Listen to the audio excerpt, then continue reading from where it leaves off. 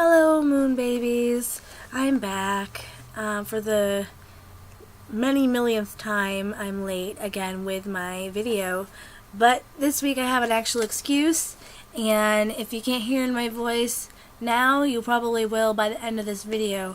But I have been sick, so I haven't been out and about. I basically just go to work, came home, and died on the couch, and so I haven't made any videos for a little while, which puts me behind with the YouTube Pagan Challenge, which I'm going to be doing week 13, which is, do you do anything, what is it? It's, do you use divination? If so, what kinds? And the answer is yes, I do use different forms of divination, and I have used different forms of divination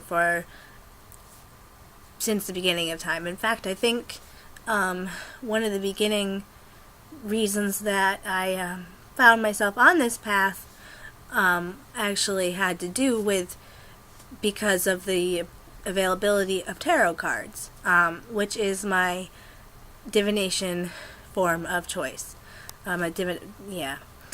Sorry guys, and like I said, I'm sick, so I'm a little bit doped up on medicine, and I'll probably clear my throat 98 million times throughout this video. But in the past, I have used other types. I've done mirror scrying, which I found to be very, if done correctly, if I did it correctly, it was very useful. But maybe not so much very practical, simply because you have to have the right tools for it. I feel like you can't really skimp on having the proper mirror and the proper pendulum, and you know, it just wasn't practical, but it did work very well. And I have done a lot of work with pendulums, though I do not own any at this current time. The last one I did have about 2 years ago decided to break.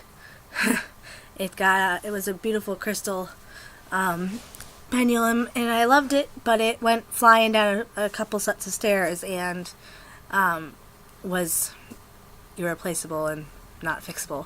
But I am planning to get a new one. I just haven't needed it, really. I haven't had too many questions that I couldn't have answered in different ways. So today, to make this video less taxing on me and less boring for you, I figured I would show you the 3 decks that I work with right now. I do have more than these 3, but I don't really have the energy to go through what I do have, and I might do that later. I know I keep saying I'll make a video on my tarot decks, but you know, I'm a procrastinator, so it's not my personality to do necessarily what I say I'm going to do. But I do have a couple decks that I have on order that should be coming in the next couple weeks, so maybe I will do a video then, at least to show you the 2 or 3 new ones that I plan to be getting. But to start, my newest deck that I've had actually for 4 or 5 months, which I've grown very attached to, is and the one that I use most frequently now, and I find very beautiful, is the Wildwood Tarot by Mark Ryan and John Matthews. And it's just a beautiful deck, and it comes with a really great book for reference, and you actually end up needing it because even if you do a lot of work with tarot, it is a little different. It's kind of a standalone deck. It doesn't really, everything kind of coincides with original meanings for the original kind of typical decks, but they've all been kind of reinvented. And it's like a 160 page book. It's the same, as almost the same cover as the as the back of the, which I don't have with me unfortunately, of the book that it comes in, the box. But here's the main thing I wanted to show you guys is the artwork. And this is just the book itself, but I love it. And you know, there's 160 pages in here, It goes through every single card, and it gives you like 2 to 3 pages of good information. You know, here, like it'll show you with the Woodward, it'll tell you where it goes in the deck and its position, and then it'll give you a couple pages information on it, as well as what they call roots and branches. And basically what that means is they're kind of a suggestion of when that specific card would be useful. For example, the Woodward, which is the one I ended up pulling to, if you can see it here, it gives root and branches, and for this one, a couple of the roots and branches, as I call them, is mercy, maturity of the will and emotional direction, Sekhmet, Freya, Durga, blessed compassion, many skills, and Lugsna, or Lug, who, you know, when we get to that holiday, that blessed occasion, that would be a card that would represent it and that you could use specifically. And that's kind of what the book does. But let me show you the deck here. I can get it out.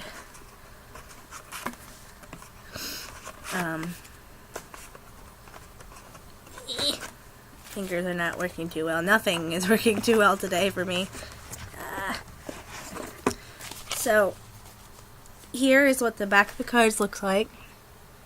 It's got kind of a Celtic knot going on in the middle with the trees. And here's an example. The Three of Stones for creativity. And all of the cards have what they are and then what they represent. So this is a card for creativity, which a lot of decks don't really give you a notion. You know, you just have to learn what the symbols mean, and I just think it's a very beautiful deck. Like here's one with the Queen of Vessels, a salmon, and they're just beautiful. And so if you're interested in a really beautiful deck that is kind of uncommon and a little bit different, this would be a good one for you guys if you're interested. I know I love it. This is my most used deck. As far as the frequency of its use, it's probably 2 or 3 times a month, or anytime I have a question I have to ask that I'm not getting an answer from anything else, or just to check in, I'll do a couple spreads. And I always do one at the start and end of the year to kind of see what kind of mindset I should be striving for. And this is my mini deck. It's the Tarot Pagan deck, Pagan Cats, and I just think it's super cute. And I know I showed you these 3 decks in my a star video, so for you guys who watched it, it's kind of a review video and might be kind of boring, but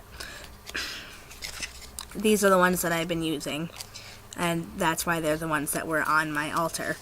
If I can get this out. This is the one that I carry around with me, which because it's so tiny, it fits easily even in my little purses, and I carry it around with me whenever I have a question on the road or I'm bored. I can read it and I can study. And this is what it looks like on the back. It's purple with cute little kitties on it, and of course the triple moon. And here is the chariot. It's kind of cute with 2 peacocks on it. And I just I don't know, I just think they're really cute cards, and I love kitty cats. And since I can't have one in our house, we aren't allowed to have pets in this apartment. Next year when we move, we're hopefully going to find an apartment that allows cats, or pets in general. We're going to get a doggy and a kitty.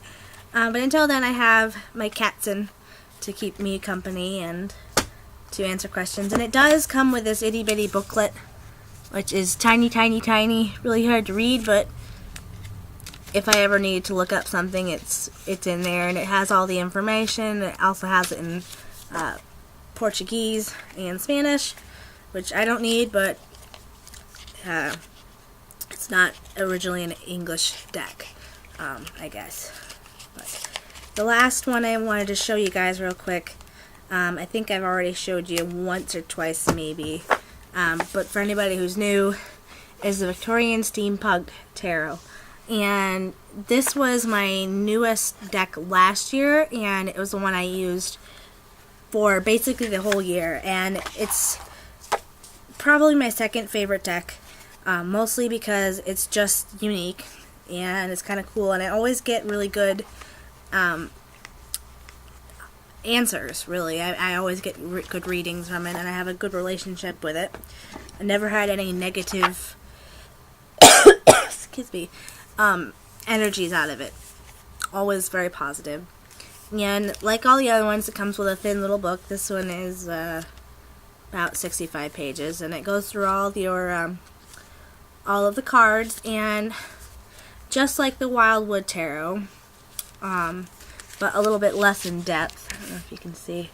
It gives you the card, it shows you what it looks like, and then it gives you information. And it gives you a basic message as well. Like, for example, the Empress kind of would be a message to you to love what you do. And like the Wildwood Tarot, like many of my tarot cards, it doesn't follow the original major arcana or the minor arcana. It comes up with whole different themes for them. For example, here we have 4 of Cups, which is actually dragonflies. But it does help you in a different way than the Wildwood does, is in the fact that it will give you an inclination of what this card actually coincides with. So this is dragonflies, but you know it's cups, because it will give you a cup, so that you know. And another one, here's the moon. It's kind of cool. And here we have the coins for the Beatles, and here's a coin up in the corner. It tells you that it's coins and the Beatles. And the next one is bees, which are actually kind of my favorite cards. They're kind of a bluish purple, and as you can see here, they're very shiny. They're very smooth, shiny cards, and maybe that's partly why I like them. Shiny, ooh! But like you can see, there's a sword, so you know this is the deck of swords. So anyway, guys, that was basically what I want to tell you for this week. Or it actually was this past week, is that the kind of divination that I do right now is mostly just tarot. I do want to do more with like runes, but I've been studying runes, and I don't feel that I'm all the way there yet, and I want to make my own set, so I'm trying to figure out what kind of medium I'll use. Maybe it'll be reclaimed wood that I find, or it'll be some kind of stone that I'll paint, but I haven't decided yet. I am studying, though, and I find them completely fascinating. So I will be, hopefully, one of my goals for the year is to learn runes, so maybe I'll do that. We'll see. Anyway, guys, I hope you guys are feeling a whole lot better than I am, and I'll be seeing you very soon for week 14. Have a good one. Blessed be.